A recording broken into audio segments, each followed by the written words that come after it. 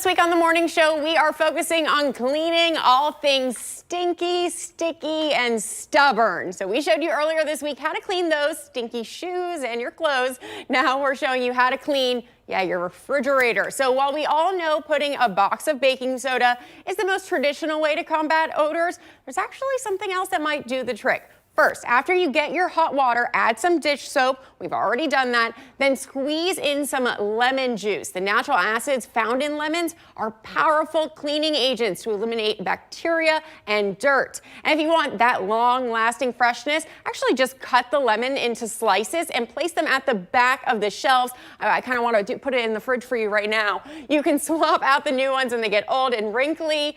Now, moving on to a deep clean, we all need that. Don't forget the drainage channel. So the condensation drainage channel is the tiny drain hole that can be found right at the back of your fridge at the bottom of the wall. Now, this is important. If you don't clean that every 6 months, it can become blocked, which will allow excess water to build up both in the drain and on the walls of your fridge. Ew, that is gross.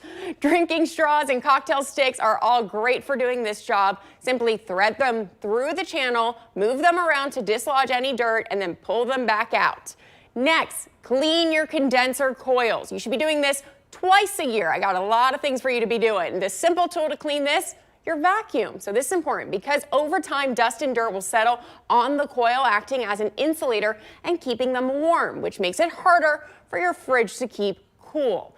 And lastly, you should do a thoughtful restock. That way you organize can actually affect items and their shelf life. So for fruits and vegetables, they go in the bottom drawers. Wrapped raw fish and meats should be placed on the lowest shelf.